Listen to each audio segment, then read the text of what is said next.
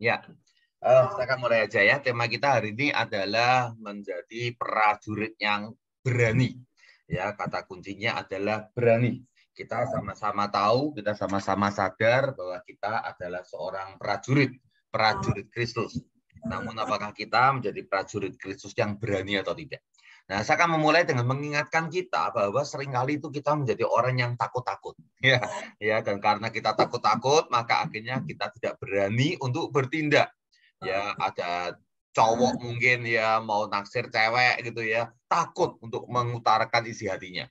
Ya, gara-gara takut-takut, akhirnya apa? Nggak berani nembak. Akhirnya apa? Ya, jomblo lebih lama lagi gitu kan ya. Ada orang mau usaha, takut-takut. Akhirnya apa? Nggak berani buka usaha. Ada orang takut jadi pengurus. Wah, saya nggak tahu tuh kemarin ditunjuk jadi ketua departemen, takut-takut apa enggak ya. Nah, puji Tuhan ya, saya nggak tahu ada yang takut-takut apa enggak, ada yang berani, ada yang menolak atau enggak.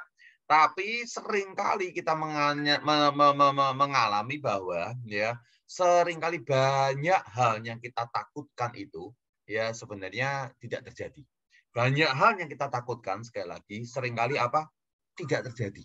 Ya justru hanya kita takutkan ketika kita jalani dengan berani, ternyata hasilnya malah lebih baik, malah jalan yang baik ya. Ya takut-takut tembak cewek, begitu ditembak ya ceweknya lalu ngomong, "Hayah, ngomongnya baru sekarang, padahal dari dulu sudah saya tunggu-tunggu kamu ngomong." Udah ngarep ya, tapi ternyata karena nggak ditembak akhirnya apa? Nggak jadian juga gitu kan ya. Ya, usaha juga demikian ya. Kalau kita takut-takut terus yang terjadi apa? Kita nggak usaha-usaha terus ya. Akhirnya kita jalan di tempat, kita nggak kemana-mana, hidup kita nggak menjadi lebih baik ya. Demikian juga pelayanan ya. Seringkali kita juga merasa demikian ya. Kalau kita takut-takut, wah kita hati kita menggebu-gebu melayani Tuhan, tapi akhirnya kita nggak melayani ya di rumah aja. Nah, bersyukur nih ya banyak kadep kita yang akhirnya berani untuk berkata, yes, saya terima mandat dan akhirnya menjadi kadep dan ternyata bisa ya. Saya mendapatkan laporan dari Pak Jensen, dari Pak Setiawan ya tentang kiprah kadep dan juga BP kita ya ternyata berjalan dengan sangat baik. Puji Tuhan. Jadi seringkali ada hal yang kita takutkan dan ternyata yang kita takutkan itu tidak terjadi. Ya, dan hari ini kita mau belajar ya, nggak usah takut-takut dalam hal khususnya hari ini kita bicara dalam hal menginjil. Jangan takut dalam hal menginjil. Ya berani aja. Karena banyak kali waktu kita mau menginjil, kita pikir terlalu banyak hal ini, itu, akhirnya nggak maju-maju, nggak jalan-jalan. Tapi ketika kita melangkah, percayalah ya Tuhan akan memberikan kekuatan. Ya, saya akan mengajak kita untuk melihat ayatnya dari Kisah Rasul 14 ayat yang pertama sampai yang ke-7. Kisah Para Rasul 14 ayat yang pertama sampai yang ke-7 akan saya bacakan untuk kita dikatakan demikian ya. Di Ikonium pun kedua rasul itu masuk ke rumah ibadat orang Yahudi lalu mengajar sedemikian rupa sehingga sejumlah besar orang Yahudi dan orang Yunani menjadi percaya. Nah, Anda lihat ada kata pun, berarti dua rasul ini telah melakukan di berbagai kota. Dia lakukan di berbagai kota, lalu kemudian sampai di Ikonium, dia melakukan hal yang sama. Apa yang dilakukan? Mengajar sedemikian rupa. Ini menarik ini ya. Model mengajar macam apa ini ya? Karena sedemikian rupa berarti kan ada model mengajar yang sedemikian rupa membuat hasil. Yaitu hasilnya apa tuh? Sejumlah besar orang Yahudi dan orang Yunani menjadi percaya, gitu kan ya. Namun ada mengajar yang sedemikian rupa yang lain yang mungkin tidak ada hasilnya, ya. Jadi kita hari ini mau belajar untuk melihat, ya ini model mengajar macam apa ini ya, yang sedemikian rupa yang dibuat, yang dilakukan oleh kedua rasul itu. Ya, kedua rasul itu berbicara tentang siapa namanya nih Rasul Paulus dan Barnabas, ya Paulus dan Barnabas. Gimana cara mengajarnya? Kita akan lanjutkan dulu ayat 2 sekarang. Tetapi orang-orang Yahudi yang menolak pemberitaan mereka memanaskan hati orang-orang yang tidak mengenal Allah dan membuat mereka gusar terhadap saudara-saudara itu. Paulus dan Barnabas tinggal beberapa waktu lamanya di situ. Mereka mengajar dengan berani. Nah, rupanya mengajar sedemikian rupanya ini adalah mengajar dengan berani. Mengapa mengajar dengan berani? Karena mereka percaya kepada Tuhan. Tuhan. Nah, kata kuncinya di situ ya. Saya sengaja kasih warna yang berbeda. Saya ingin Bapak Ibu kalau belajar Alkitab, kalau baca Alkitab jangan cuma lewat gitu saja. Ya, perhatikan setiap kata, perhatikan setiap frase, ya, karena setiap kata dan kalimat itu selalu ada hubungannya. Dan kalau kita sudah mengerti akan hubungan tiap kata dan kalimat, kita sudah dapat banyak berkat ya, daripada sekedar cuman lewat begitu saja ya. Kalau kita memperhatikan, oh ya menarik ya, ternyata ya mengajar sedemikian rupa ternyata dengan berani. Kenapa berani? Karena ini kata hubungnya karena ya, karena apa? Mereka percaya kepada Tuhan. Nanti akan kita bahas di bagian belakang. Saya lanjutkan dulu. Dan Tuhan menguatkan, dikatakan, dan Tuhan menguatkan berita tentang kasih karunia-Nya dengan mengaruniakan kepada mereka kuasa untuk mengadakan tanda-tanda dan mujizat-mujizat. Jadi setelah mengajar dengan berani, Tuhan kemudian memberikan kuasa sehingga mereka bisa mengajar bahkan dengan tanda-tanda dan mujizat. 4. Tetapi orang banyak di kota itu terbelah menjadi 2. Ada yang memihak kepada orang Yahudi, ada pula yang memihak kepada kedua rasul itu. Bolehkah siapa? Victor, ya? Nanti ya. Mic-nya di mute aja yang lain supaya nggak mengganggu. Kita lanjutkan ya. Ayat berapa? 5 ya. Ya, tadi terbelah menjadi 2. Maka mulailah orang-orang yang tidak mengenal Allah dan orang-orang Yahudi bersama-sama dengan pemimpin-pemimpin mereka menimbulkan suatu gerakan untuk menyiksa dan melempari kedua rasul itu dengan batu. Wah, mereka komplotan. Mereka bikin sebuah gerombolan. Gerombolannya tujuannya jelas. Apa itu? Cuma sederhana aja. Tangkap rasul ini, siksa, lalu dilempar dengan batu. Itu tujuannya jelas banget ya. Ayat 6. Setelah rasul-rasul itu mengetahuinya, menyingkirlah mereka ke kota-kota di Likaonia, yaitu Listra dan Derbe dan daerah sekitarnya. Di situ mereka memberitakan Injil. Nah, kalau kita berhenti sampai di sini, kita pikir para rasulnya takut ya, sampai harus menyingkir. Ini bukan takut, ya, ini adalah sebuah strategi. Tapi supaya kita menyadari bahwa betul mereka tidak takut dan dengan keberanian, saya mau lanjutkan sedikit ayatnya. Kita lompatin beberapa ayat, kita langsung masuk ke ayat yang ke-19 sampai yang ke-22. Ya, dikatakan demikian. Tetapi datanglah orang-orang Yahudi dari Antioquia dan Ikonium, dan mereka membujuk orang banyak itu memihak mereka. Jadi sekarang datang orang dari Ikonium dan Antioquia. Ya, mereka kan tadi di Listra kan. Ya, lanjutnya, lalu mereka melempari Paulus dengan batu dan menyeretnya keluar kota karena mereka menyangka bahwa ia telah mati. Akhirnya ketangkep. Lempari batu dan dikatakan sampai dipikir sudah mati. Ayat 20. Akan tetapi ketika murid-murid itu berdiri mengelilingi dia, ini menarik ya. Ini orang Paulus sudah lemes, sudah mau mati, lalu murid-murid berdiri mengelilingi dia. Bangkitlah ia, lalu masuk ke dalam kota Listra. Keesokan harinya berangkatlah ia bersama-sama dengan Barnabas ke Derbe. Paulus dan Barnabas memberitakan Injil di kota itu dan memperoleh banyak murid. Lalu kembalilah mereka ke Listra, tempat di mana tadi dirajam batu, ke Ikonium, tempat mulainya gerombolan gerakan yang ingin melempari dengan batu, dan Antioquia, yaitu apa? Gerombolan yang diajak Ikonium. Jadi Ikonium dan Antioquia, ya mereka sama-sama datang kan ya untuk merajam Paulus. Malah Paulus datengin mereka. Ayat 22, di tempat itu mereka menguatkan hati murid-murid itu dan menasihati mereka supaya mereka bertekun di dalam iman dan mengatakan bahwa untuk masuk ke dalam kerajaan Allah kita harus mengalami banyak sukacita. Betul? Salah ya. Yang betul harus mengalami banyak sengsara. Harus mengalami banyak sengsara. Kita harus siap itu ya. Oke, saya ingin tunjukkan buat Anda apa namanya gambaran kisah ini. Apakah kursor saya kelihatan ya? Sorry. Ini kalau model gini kursor saya kelihatan enggak ya? Kelihatan, Ustaz. Kelihatan ya. Oke, sip. Kelihatan. Setiawan ya. Oke, saya akan jelaskan buat Anda supaya Anda paham konteks dan situasinya. Ya, Yerusalem itu ada di sini, di bawah sini Yerusalem. Nah, Paulus saat itu Injil sudah berkembang, Petrus selalu sudah sudah lakukan pelayanan misi. Jadi Rasul Petrus itu sudah pelayanan misi dulu. Ya, dia sudah misi ke khususnya di wilayah Galatia ini. Bahkan kemudian dia sempat lari ke wilayah Eropa, sudah sampai ke Eropa. Ya, nah sementara para rasul sudah pergi kemana-mana, lalu di Antioquia Syria, ini namanya adalah kota Antioquia Syria. Di Antioquia Syria ini jemaat berkembang. Lalu digembalakan oleh Barnabas. Barnabas karena jemaat berkembang lalu ajak Paulus gabung, maka Barnabas dan Paulus sama-sama melayani di Antioquia Syria. Dan di Antioquia Syria inilah untuk pertama kalinya ya jemaat ini disebut sebagai orang Kristen. Jadi disebut orang Kristen pertama bukan di Yerusalem ya, tapi di sini nih Antioquia Syria. Lalu setelah beberapa lama menggembalakan, maka kemudian mereka mengajak jemaat, yuk kita lakukan pelayanan misi. Siapa yang pergi? Barnabas dan Paulus. Paulus siap untuk menjadi misi dan jemaat yang mendukung mereka di dalam pelayanan misi itu. Dan ketika mereka berangkat, mereka ajak juga Markus, keponakan dari Barnabas. Ya, Anda tentu tahu kisahnya. Saya pernah bahas kalau nggak salah di Surabaya ya waktu membahas tentang pengantar Injil, ya.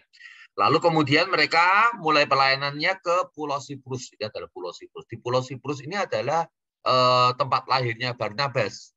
Ya, jadi ini tempat lahirnya Barnabas dan Markus sang keponakan sering ke Siprus ya, ini kan namanya kan keponakan. Ke Siprus dia enjoy aja, tapi karena lain namanya untuk pekabaran Injil, maka mulailah kabarkan Injil. Nah, di Pulau Siprus ini, kalau Anda tahu, ini ada saya tuliskan ayatnya, terjadi sebuah konfrontasi perang dengan dukun paling hebat di sana. Nama dukunnya adalah Bar Yesus. Ya. Lalu kemudian mereka perang dengan dukun Bar Yesus, di dukun sakti, ternyata dukunnya kalah. Ini seru, Anda harus baca ya. Lalu kemudian gubernur dari Pulau Siprus jadi percaya pada Tuhan, Injil menang, ya Injil dikumandangkan banyak orang percaya. Lalu kemudian Paulus dan Barnabas kata, yuk kita sekarang masuk ke wilayah di atas ini Asia, ya Asia, ya ini Asia yang besar di sana di atas Asia ya. Markus nggak mau ikut, ya kenapa? Kalau di sini saya masih mau, kalau keluar kota saya takut nanti kemudian nanti apa namanya, ya pokoknya dia nggak mau lah ikut lah, dia maunya cuma yang deket-deket aja, maunya rekreasi. Ini misi dianggapnya rekreasi, ini kacau juga di Markus ya.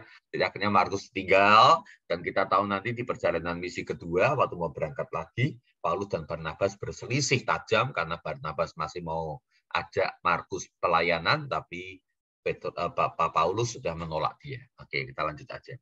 Jadi setelah kemudian mereka di sini, Markus tidak mau ikut, Paulus dan Barnabas selalu pelayanan ke seberang.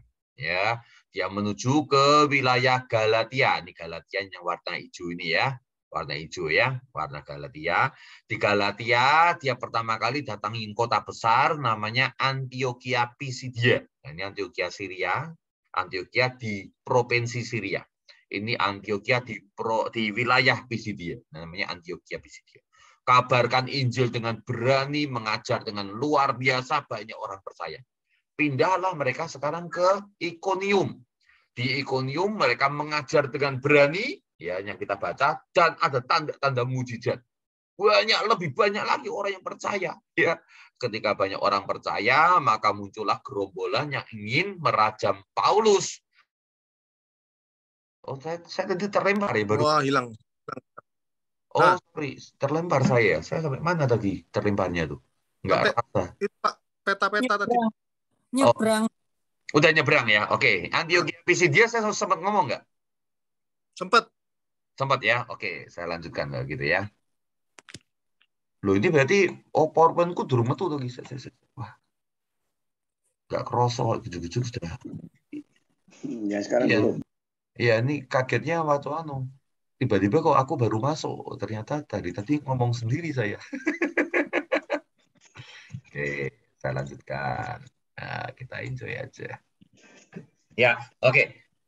Jadi dari Antioquia Pisidia ya dapat banyak jiwa oleh karena mengajar dengan berani. Lalu kemudian pindahlah mereka ke Iconium. Di Iconium juga hal yang sama, mengajar dengan berani, bahkan Tuhan memberikan karunia, tanda dan mujizat, lebih banyak lagi orang yang percaya. Ketika banyak orang percaya, lalu kemudian ada gerombolan yang ingin bunuh Paulus dengan merajam batu. Jadi kemudian mereka nyingkir ke Listra. Listra itu di sini ya. Jadi bukannya lari ya, jauh-jauh ya. Karena dikatakan dia nyingkir ke Listra sambil tetap kabarkan Injil. Ini kotanya deketan banget ya. Mungkin kayak lo di Semarang tuh ya, Semarang sama Ungaran lah ya, itu deket itu ya. Kalau di Surabaya, paling Surabaya nggak sampai Terawas ya. Surabaya sampai mana tuh? Deket banget itu sebenarnya ya. Jadi cuma nyingkir supaya bisa kabarkan Injil dengan leluasa. Tapi masih deket-deket juga. Masih bisa masuk ke Ikonium juga. Celakanya ketahuan.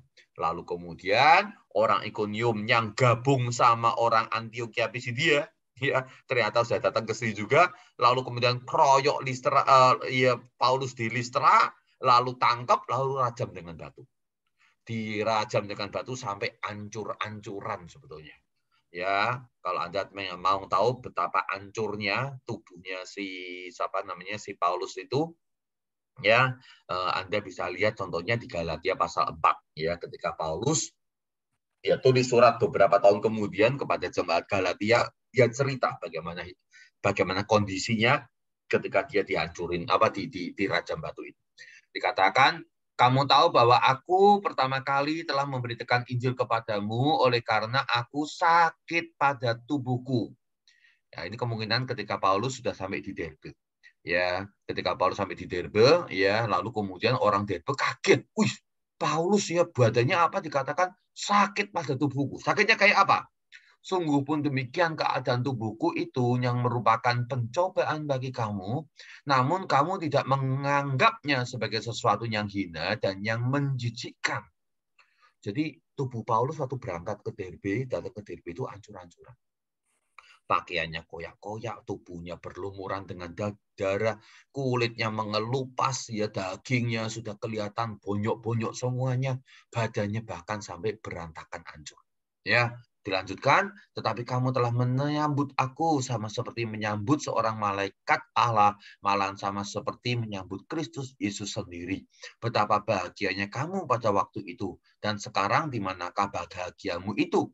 Karena aku dapat bersaksi tentang kamu, bahwa jika mungkin kamu telah mencungkil matamu dan memberikannya kepadaku.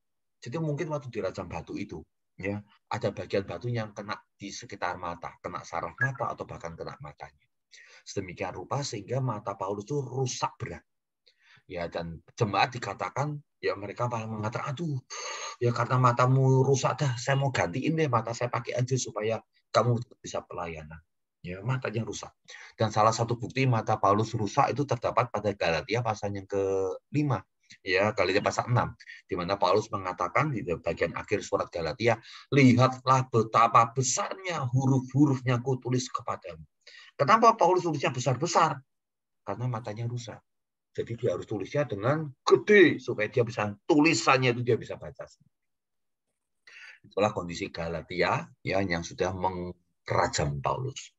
Tapi jadi dari Listra lalu punya Paulus ya dalam keadaan yang hancur badannya, dia berangkatlah ke Derbe, istirahat sebentar, lalu kemudian dia apa? Dia kabarkan Injil lagi ke Derbe. Ya, dan selesai kabarkan Injil Derbe, malah balik lagi ke Listra. Tunjukkan diri pada banyak orang, hei, aku masih hidup, kurang lebih kan gitu kan ya. Kau kuatkan jemaat, jangan takut, tetap berani. Ya berani untuk pertahankan iman, bahkan berani bersaksi. Lalu datang ke Ikonium. Wah, itu pasti gerombolan-gerombolan yang ada kaget itu ya. Ternyata belum mati gitu kan ya. Dan Paulus kuatkan mereka lagi. Lalu datangin Antiochia Pisidia juga.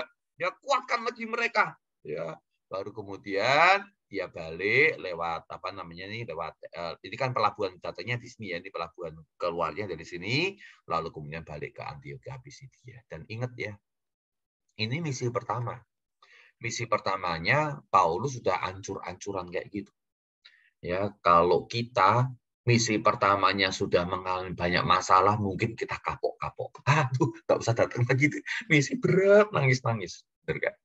Tapi Paulus setelah misi yang pertama itu malah ketagihan. Nggak takut. Dia dengan berani mengatakan, yuk kita misi lagi. Nggak lama itu misi pertama dan misi kedua tuh. Nggak ada setahun, 2 tahun itu ya. Ya maksimal 2 tahun. Ya setahun, 2 tahun. karena kita punya catatan nggak sampai ke bulan-bulan ya, tapi ke tanggal kita, ke tahun kita tahu ya. Sebentar kemudian dia malah keliling lagi ke Galatia, keliling ke Asia, keliling ke Makedonia, di sini ada Makedonia, keliling ke Yunani, di sini ada Yunani, keliling ke Akaya, di sini ada Akaya. Kalau nggak terpaksa, dia pengennya ke Eropa. Tapi karena ada situasi, akhirnya dia harus buru-buru balik ke Yerusalem.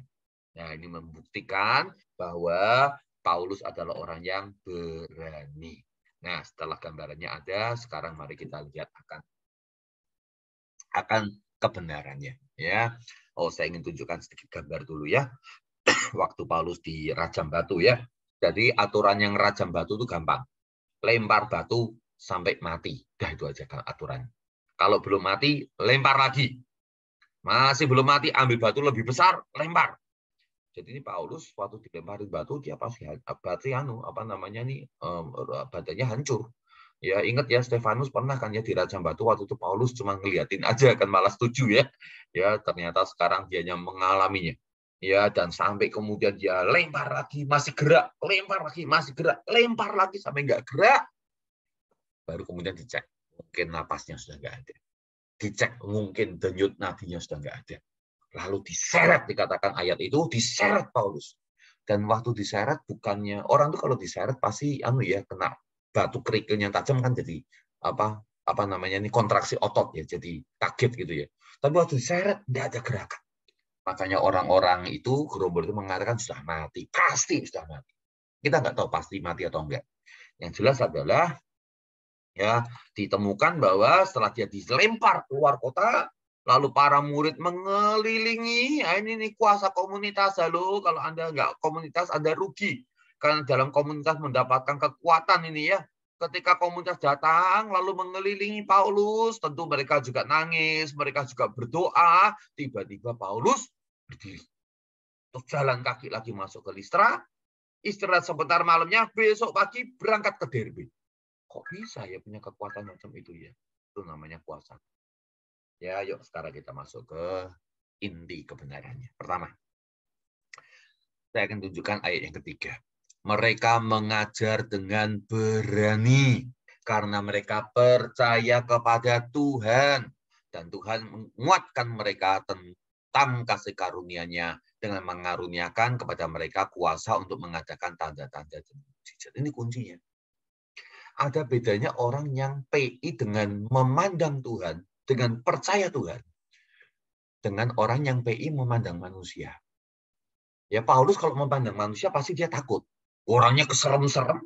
Ya beberapa orang Yahudi sudah mulai terhasut. Ya pasti takut. Dari Derbe waktu mau balik ke Listra, balik ke Ikonium pasti keder. Ya karena kalau memandang manusia pasti takut. Namun kuncinya adalah Paulus nggak pandang manusia. Dia pandang Tuhan, dia percaya sama Tuhan. Ya, dia berkata, Paulus dan Barnabas, karena saya percaya Tuhan yang menyertai. Ingat ya, Matius 28 ya, amanat agung ya. Segala kuasa telah diberikan kepadaku di langit dan di bumi, surga semuanya kuasa ada. Pergilah beritakan Injil, aku menyertai. Karena Paulus dan Barnabas percaya pada Tuhan, percaya akan penyertaan Tuhan, maka mereka mengajar dengan berani.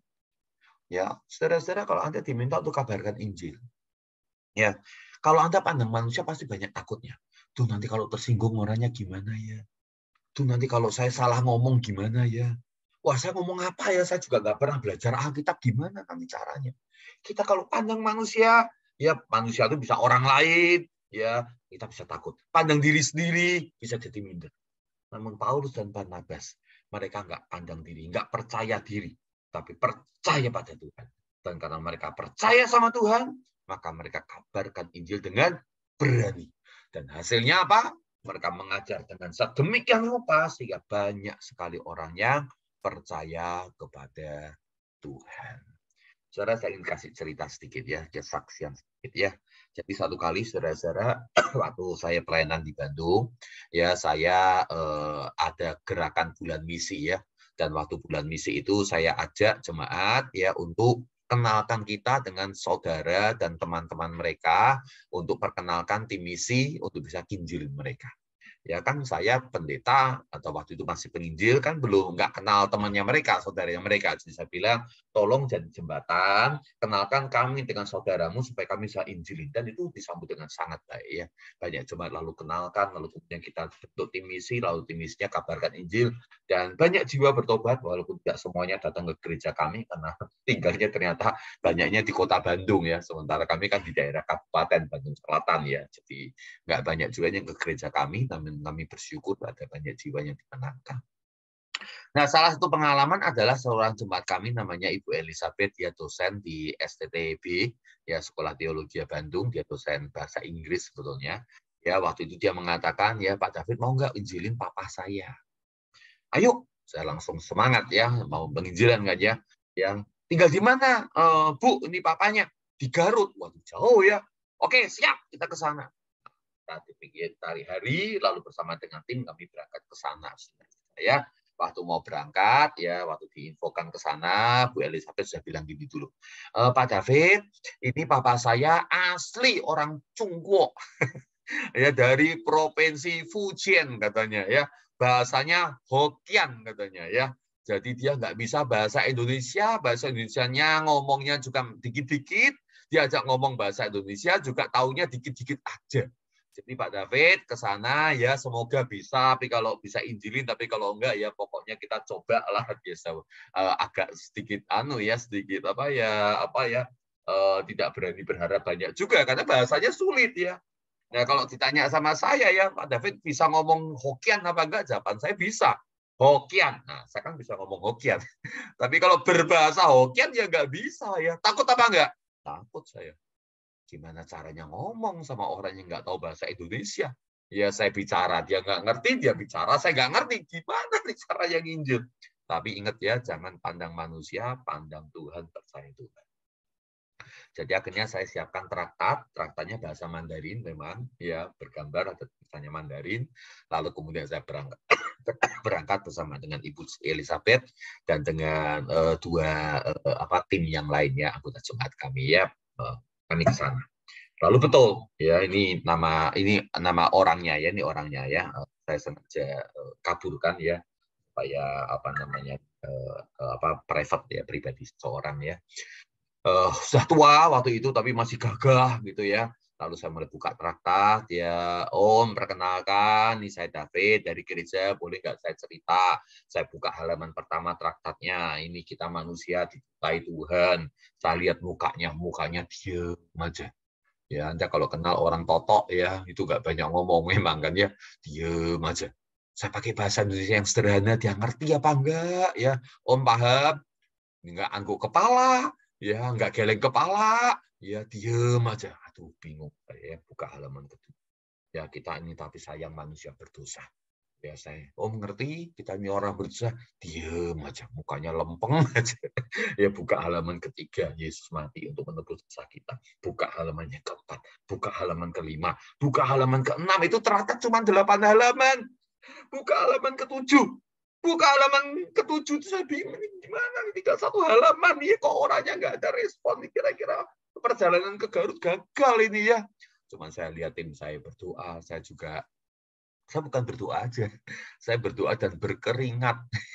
Ya bukan cuma berdoa. Kenapa ini gimana? Ini gagal ini kira-kira. Aduh gimana nih? Saya buka halaman terakhir. Nah saya ingat gambarnya halaman terakhir itu. Orang yang berdosa itu, tapi yang sudah percaya itu mati, lalu dibawa malaikat, dibawanya ke pengadilan Tuhan. Lalu saya cerita di pengadilan Tuhan itu karena dia percaya pada Yesus, semua dosanya sudah diampuni, maka di pengadilan Tuhan dia dikatakan masuklah ke surga walaupun ada dosa, semuanya sudah diampuni. Waktu saya ngomong gitu tiba-tiba si omnya teriak, ya. Saya lupa ngomongnya apa tapi dalam bahasa Jawa kira-kira gini lah. Oh, gitu. Hah, gitu gimana? Saya sampai kaget ya. Istrinya juga kaget, tim kami juga kaget, tiba-tiba dia teriak, oh gitu ya.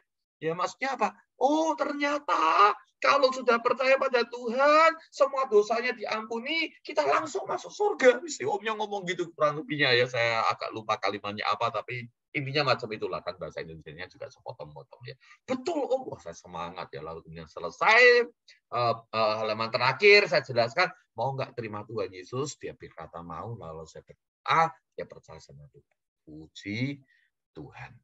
Nah, yang menarik gini. Setelah selesai doa, kan lalu kemudian, ayo makan-makan aja, snack segala macam. Si omnya masuk ke dalam rumah. Waktu masuk ke dalam rumah, sebentar, nggak lama ya, terus kemudian dia keluar lagi, terus dia panggil saya, Pak David, sini. Ya, saya pikir mau diajak makan ya, masuk ke dalam rumah kan ya, ternyata enggak. Ya, itu kata saya tirai gitu aja ya. Masuk sini. Ya, jadi kita masuk ke tirainya, lalu kemudian dia tunjukkan patung-patung penyembahan berhalanya itu ternyata banyak sekali. Ya, lalu dia ngomong gini, kurang lebih ya bahasanya ya, saya kurang lebihnya gini. Saya kan sudah percaya Tuhan Yesus, katanya gitu kan ya. Kalau gitu, buat apa di patung-patung ini? Saya bingung ya. Wow, ini orang luar biasa ya. Begitu sekali di jamaah Tuhan, mukanya lempeng-lempeng aja. Ya, nggak kelihatan ada apa-apa.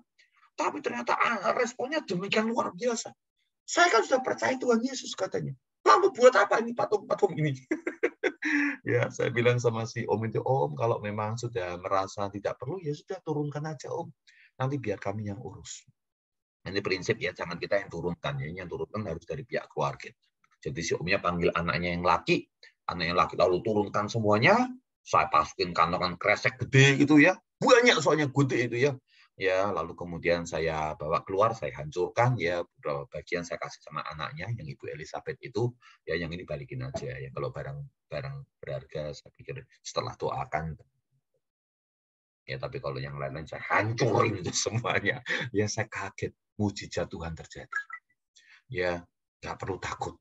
Ya, saya takut bicara apa? Saya takut dia ngerti apa enggak. Tapi karena saya berani melangkah, percaya sama Tuhan. Tuhan yang bekerja. Om ini akhirnya percaya sama Tuhan. Puji Tuhan. Ya. Tapi ceritanya nggak selesai sampai di sana. Saya nggak tahu bagian ini saya pernah cerita apa enggak, tapi saya ingin ulangin karena ini kebetulan adalah satu paket ya. Pulang dari tempatnya si papahnya Bu Elizabeth, ini Bu Elizabeth yang ini ya. Ya, si dosen bahasa Inggris dari STT Bandung, Sekolah Teologi Bandung. Ya, dia bilang ini, Pak David, mau nggak datang ke kakak saya, katanya. Ayolah sekalian, di Garut kan ya, ayolah sekalian ke sana. Tapi Pak David kalau ke sana, malah lebih hati-hati lagi bicaranya ya. Tolong nanti kalau ada apa-apa jangan tersinggung ya, jangan dimasukin hati ya. Emangnya kenapa? Ya, koko saya ini kalau mau terima orang ya baik, kalau enggak ya kadang-kadang gitulah. Pokoknya intinya siap-siap hati ya. Dan enggak apa-apa, kalau mau menginjil ya udahlah kita datang. Waktu sampai sana ya dia ternyata pedagang hasil bumi yang sukses ya di daerah Garut itu. Ya hasil bumi lah, semua hasil bumi. Dia jualan ya, dia kaya lah intinya gitu, rumahnya gede banget. Begitu masuk, dikenalkan, ya salaman, kemudian namanya pedagang itu semuanya ramah ya. Jadi dia langsung ngomong sama saya dengan ramah, ya kata, oh mari Pak, ini pendetanya adik saya, yuk masuk. Ternyata saya nggak dibawa masuk ke ruang tamunya. Saya dibawa masuk kemana? Halaman belakang rumahnya. Itu halamannya luas sekali. Lalu kemudian dikatakan sama Pak David, nih saya mau ajak Bapak keliling dulu. Ini mau kabarkan Injil, sudah mulai sore pula, masih balik ke Bandung, malah diajak jalan-jalan ke halamannya. Ya udahlah, ya jadi kemudian dia bawa saya ke sebuah tempat, ruangan kayak kandang gitu, ya isinya jeruji besi gede-gede. Lalu dia ngomong sama saya ya, Pak David tahu nggak ini apa? Saya pikir modelnya kandang, tapi kok jerujinya gede-gede. Saya bilang, oh, ya Pak, piara anjing gede ya, herder gitu ya, Doberman gitu ya. Ketawa ya, enggak katanya. Saya piara harimau katanya. Piaraannya harimau ya. Ya saya bilang sama dia, oh harimau ya. Ya sekarang gimana Pak? Ya itu, saya itu kalau saya pulang dari toko, ya habis jualan ngurusin sama anak buah segala macam, wah itu kadang-kadang stres. Jadi saya kalau pulang rumah saya bawa ayam hidup katanya. Terus saya lempar ke kandangnya. Wah, harimaunya lalu tarkam, lalu capik-capik keras ya. Wah, rasanya tuh rasanya itu seru katanya. Saya seneng kok dia jadi capek-capek itu ayam. Serem saya sekarang lihat si Ingkok ini, keserem juga di Ingkoknya ya. Karena apa? Sukaannya apa? Lihat ayam dicabik-cabik kan ya. Iya. Sekarang mana harimaunya kok saya tanya. Aduh, itu harimau sukanya mengaum keras-keras katanya ya. Sampai tetangga-tetangga dengar, tetangga-tetangga telepon polisi, polisi bawa penjaga dari kebun binatang, lalu kemudian datang ke rumah saya, harimau saya disita. Ya udahlah, hilang. Tinggal punya harimau aja kok ya. Sebentar katanya. Diajak saya jalan lagi ke sebuah tempat yang lain. Kayak kolam gitu. Ya. Tapi sama, di atasnya ada jeruji, ada besi-besi gede gitu. Ya. Lalu kemudian dia tanya, "Pak David, ini apa?" Saya ngelongok ke dalam ya, itu kayak tanah ya, di sebelahnya itu banyak airnya gitu kan ya. Ya. Wah, ini apa ya? Saya nggak berani nebak deh ya. Takut salah nebak ya. Ini apa kok? Ini kandang buaya katanya. Kalau harimau suka teriak-teriak, kan buaya nggak suka teriak-teriak ya. Sama katanya. Kalau saya sore ya habis pulang toko ya saya sumpek kan ya. Saya ambil ayam hidup, saya lempar. Dia yang cerita tuh ya. Waktu dilempar, keremus, wah seru. Saya jadi rasa seneng, hiburan gitu ya. Lihat darah muncrat-muncrat, ayam mati, hiburan. Saya mikir, itu iya kalau langsung dimakan ya. Kadang-kadang ayamnya nggak langsung dimakan, buayanya lagi santai, nggak mau makan. Ayamnya turun di daerah tanah-tanahnya itu ya, stres tuh ayam tuh ya. Karena dia harus keliling-keliling, sebelahnya buaya siap untuk nyantap gitu ya. Ya saya lihat singkok ini, aduh gawat ini. Harus nginjili orang model gini, gimana caranya? Mana kok sekarang buayanya? Ya celaka katanya. Kemarin hujan lebat, airnya naik karena pembuangannya kurang cepat ya. Airnya naik, buaya keluar dari kolamnya. Nah, kok kemana katanya? Wah, saya tinggal masuk rumah. Dia masuk rumah, buaya jalan-jalan di jalanan, saudara-saudara, akhirnya hilang ke sungai. Wah, heboh itu satu wilayah itu ya. Ya udahlah, baru saya diajak ke ruang tamu. Saudara, saya waktu nginjil model gini takut apa enggak? Takut, saudara-saudara ya. Ini orang keras ini pasti. Ya udah kaya, ya keras pula. Aduh, gimana ini ya? Saya doa sama Tuhan. Terus saya cerita pembukaan, bla bla bla. Kok saya datang sini mau cerita ya tentang kita tuh disayangi Tuhan. Baru ngomong gitu. Langsung singkoknya bilang ini. Maaf ya Pak Pendeta. Dia waktu itu panggil saya pendeta aja ya. Maaf Pak Pendeta katanya. Saya terima Bapak baik-baik di rumah saya. Saya malah ajak keliling-keliling. Tapi kalau sudah bicara agama, stop. Kalau masih bicara, dah pulang aja. Astaga, baru jurus pembukaan udah diusir. Ya sudah lah ya, namanya jadi saya putar lagi cerita ya ini anaknya gimana kok. Oke, ini makan steaknya masuk lagi satu kali, baru sedikit nyinggung masalah agama. Kayak lagi bicara, pulang aja. Ya udahlah ya, nggak boleh bicara ya. Saya tiba-tiba tapi dapat hikmat dari Tuhan. Nah ini namanya percaya sama Tuhan. Ya, ketika kita kabarkan itu Tuhan bisa kasih hikmat. Kalau saya bilang sama kok ya jalan kok sebentar saya pulang, bisa sore masih mau ke Bandung lagi. Boleh nggak sebelum pulang saya berdoa? Kok mau didoakan apa? Ya mau didoakan usahanya nggak? Dia bilang nggak usah. Saya mau didoain kesehatannya mungkin kok nggak usah.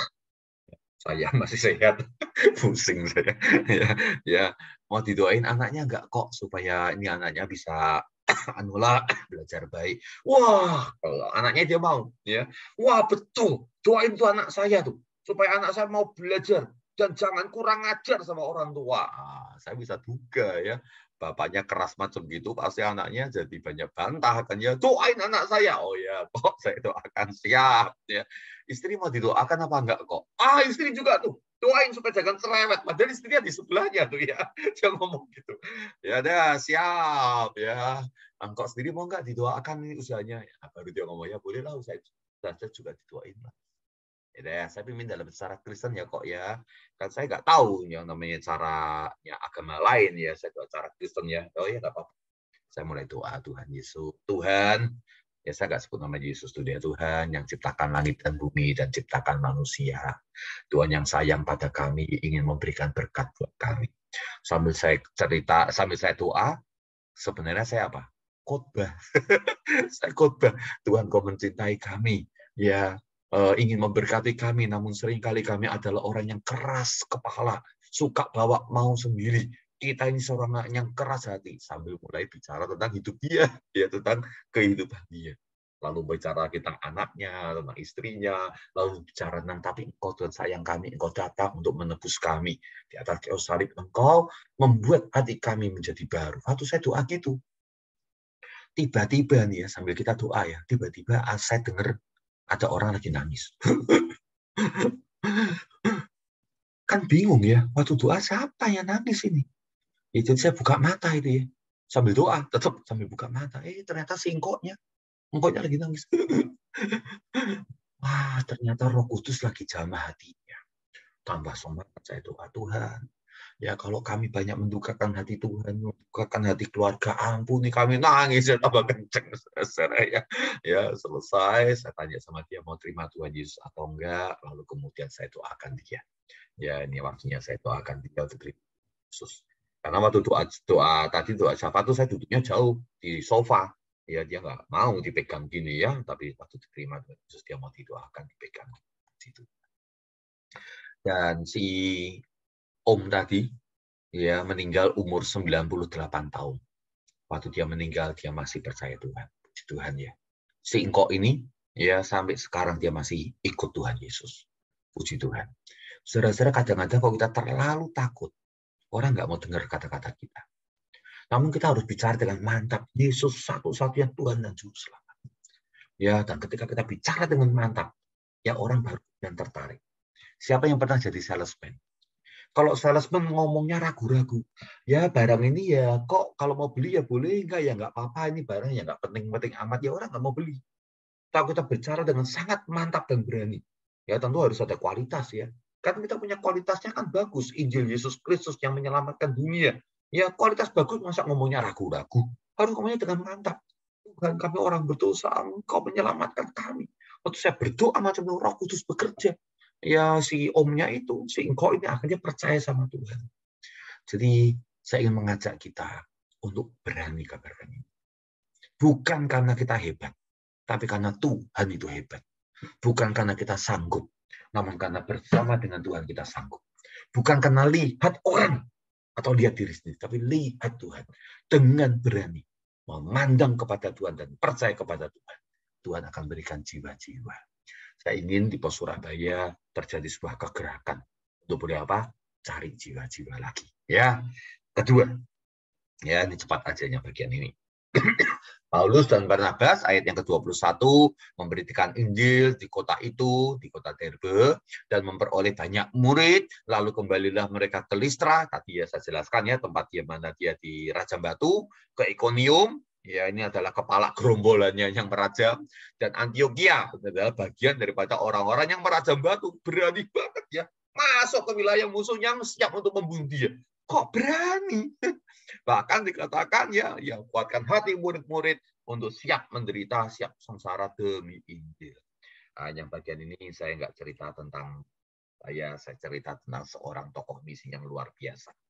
Namanya adalah C.T. Studd, ya Charles Thomas Studd, ya C.T. Studd. Orang tuanya orang kaya, ya pemilik agrobisnis yang maju di negara India.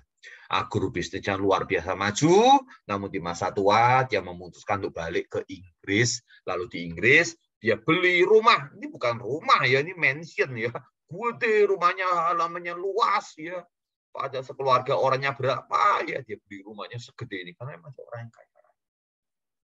Anaknya salah satunya adalah C.T. Studd, ya sekolah di kampus yang terkenal Cambridge University, dan di sana dia menjadi seorang yang berprestasi bukan hanya dalam akademis namun juga secara dalam hal olahraga. Dia adalah tim inti daripada olahraga kriket. Ini olahraga kriket mungkin tidak banyak bisa lakukan. Kriket itu yang di Indonesia akhirnya jadi kasti. Ya kalau Anda tahu main kasti, itu adalah model sederhananya dari main kriket. Ya, kriket itu modelnya tongkatnya segede ini, lalu dikasihin pelapis gitu ya, karena tendang-tendangannya lebih serem ya, lebih kasar gitu ya. Dan dia adalah atlet yang berprestasi. Satu kali di El Moody, pengkhotbah terkenal itu khotbah, lalu bapak ibunya percaya pada Tuhan dan tergerak untuk ikut misi. Bahkan City Start juga akhirnya terlibat ingin jadi misi, lalu kemudian dia bersama dengan 7 rekannya, 6 rekannya, 7 orang, lalu bermisi ke China. Waktu dia pelayanan di China, misi itu misinya lama sekali, dia juga menikah di sana, nikah dengan orang Eropa juga, namun nikahnya di di China, dia kabarkan Injil, nggak pernah rasa takut, berani banget. Tempat-tempat yang paling berbahaya, dia justru datang untuk kabarkan Injil. Dan banyak jiwa dimenangkan melalui pelayanan daripada City Start.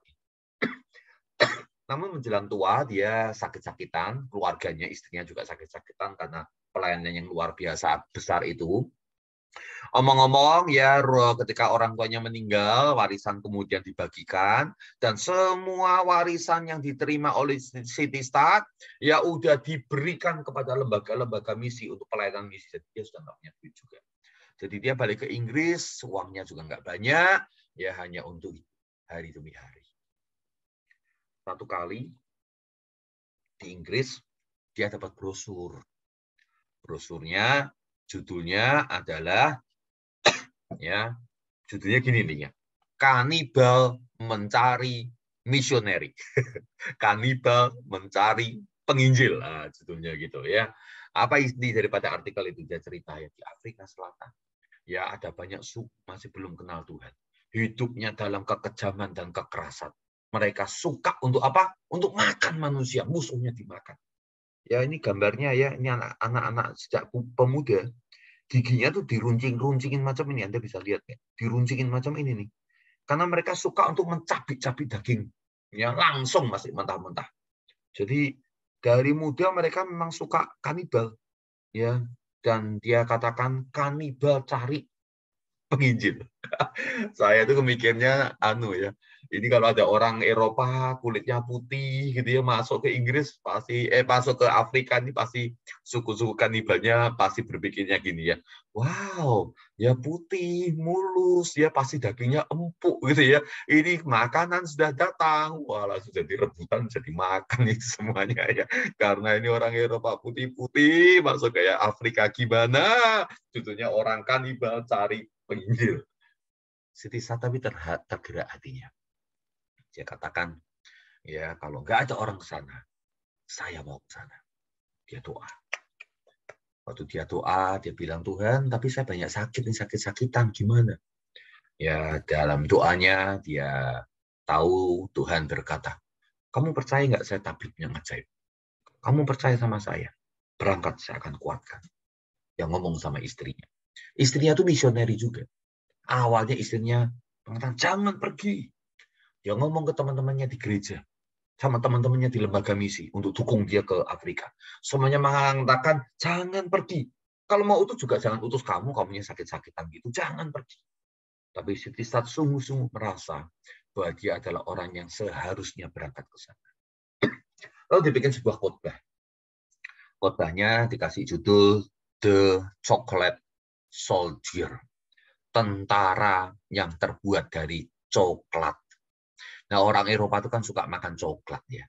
Ya, dan coklat itu kita tahu ya, waktu keluar dari waktu dijual itu kan masih keras. Ya, tapi tunggu aja sebentar didiamin, kena matahari langsung lembek. Lalu City Start khotbahnya gini. Kita hari ini dikelilingi oleh orang Kristen yang macam coklat. Kelihatannya aja kuat. Ada masalah langsung lembek. Loyo, semangat ya nggak ada. Semuanya pengecut cari aman sendiri. Bagaimana Kristen bisa menang, bisa kabarkan Injil kalau semua orang Kristen itu lembek hati. Ya khotbah dengan semangat. Yang menggetarkan akan orang-orang. Kalau kamu nggak bisa pergi, utus orang untuk pergi. Kasih duit, kirim orang untuk pergi. Kalau nggak minimal doakan para misioneri, kita harus kabarkan Injil ke seluruh dunia. Saya mau ke Afrika, siapa yang mau ikut sama saya? Ayo kita ke sana.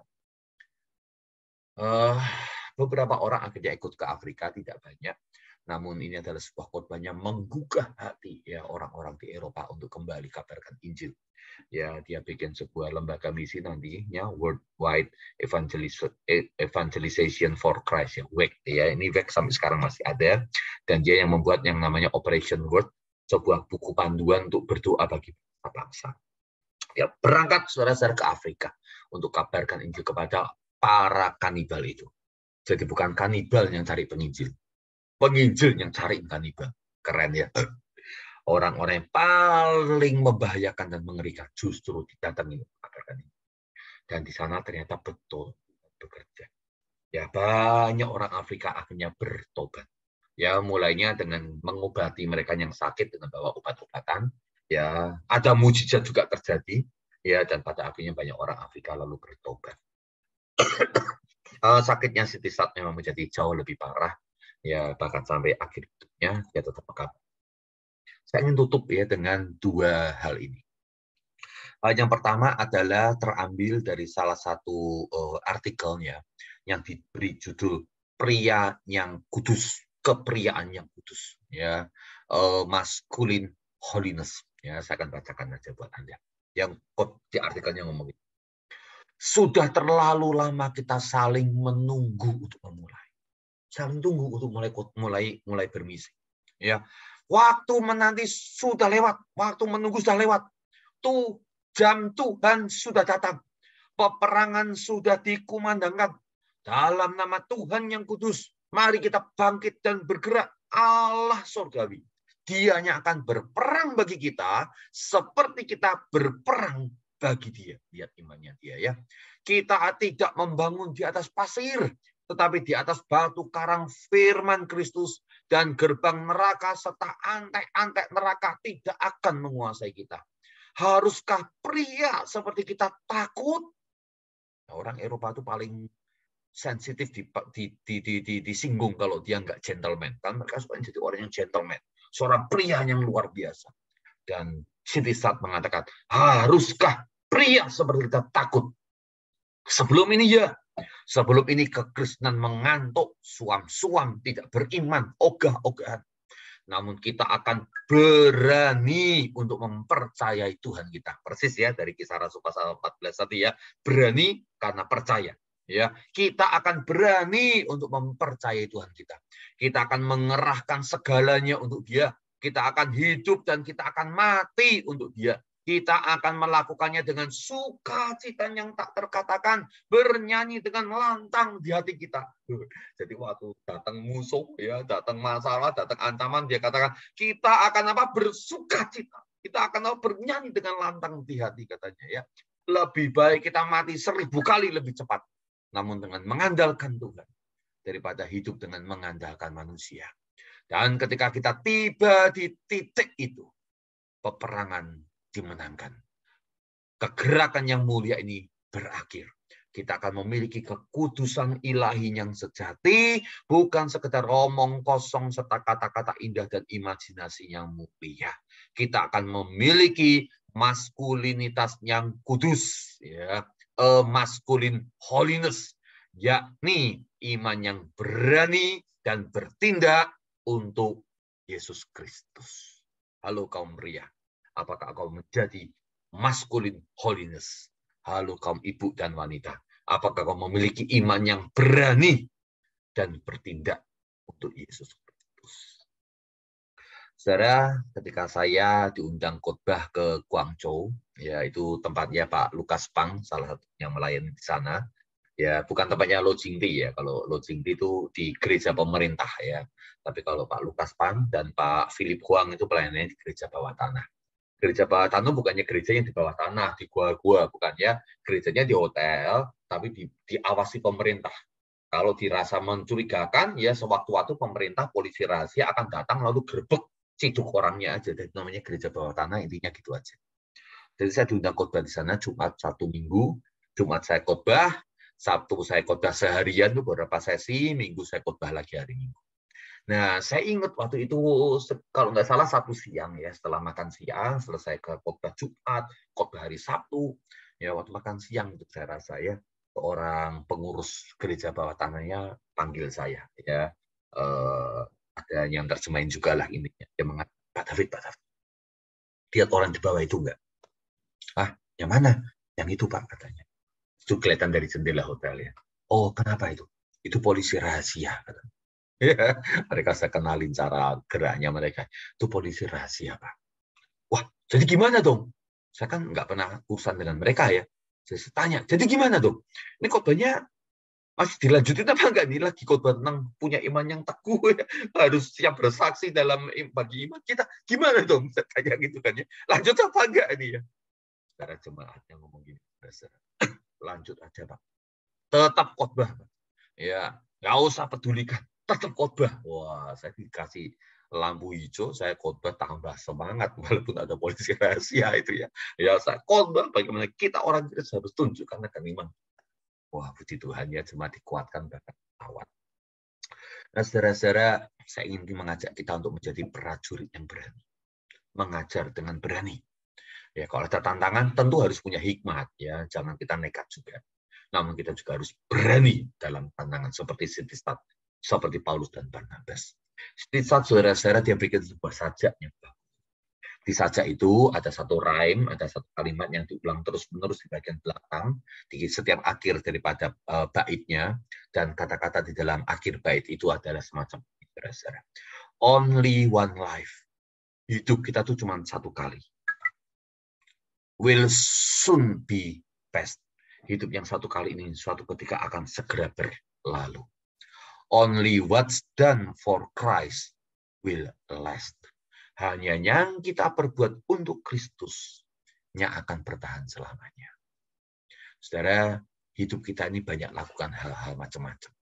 Kebanyakan hal untuk diri sendiri. Itu nggak akan bertahan. Namun hal yang kita lakukan untuk Tuhan, itu yang akan bertahan sampai surga. Menjadi upah kita di surga. Menjadi kepujian Tuhan. Dan juga menjadi hal yang kita bawa untuk kita persembahkan kepada Tuhan. Apa yang sudah kita persembahkan buat Tuhan. Hidup cuma satu kali. Dan akan berakhir. Hanya yang diperbuat bagi Tuhan. Itu hanya akan bertahan sampai pada kekekalan. Mari tundukkan kepala kita berdoa. Ingatlah akan jiwa-jiwa yang ada di sekeliling kita. Mereka khususnya yang belum percaya. Mereka butuh Kristus. Apakah kita masih takut kabarkan Injil? Apakah kita berani nyampaikan Injil? Percaya pada Tuhan. Dan Tuhan akan bekerja. Roh Kudus yang akan membuka akan hati mereka. Yang dibutuhkan berani kabarkan. Tuhan Yesus berikan roh yang penuh dengan keberanian. Untuk boleh kabarkan Injil keselamatan. Kami berani korbankan waktu. Kami berani korbankan uang. Kami berani korbankan tenaga. Kami berani korbankan hidup kami. Karena hidup kami bukan milik kami, Tuhan. Hidup kami adalah Engkau yang memilikinya. Engkau telah menebus kami. Dan hidup kami adalah milik. Maka kalau kami masih pertahankan hidup kami, tentu sesuatu hal yang memalukan. Segala berkat adalah milik-Mu Tuhan. Kekuatan kesehatan Engkau yang memberikan Tuhan. Maka adalah hal yang menggelikan kalau kami merasa itu semuanya adalah milik kami. Maka ya Tuhan, kami mau Tuhan untuk boleh berani korbankan apapun untuk mengabarkan Injil keselamatan. Maka kami Tuhan, aku memberkati sebagai hamba Tuhan, para PKS yang ada ini. Berani kabarkan Injil. Sembari Engkau memberikan hikmat buat kami, maka kami akan bawa jiwa-jiwa kepada Engkau. Mulai hari ini, sampai satu kali berjumpa dengan Yesus Kristus yang telah menebus kami. Dan kami persembahkan jiwa-jiwa ke hadapan. Dalam nama Tuhan Yesus, kami berdoa. Amin.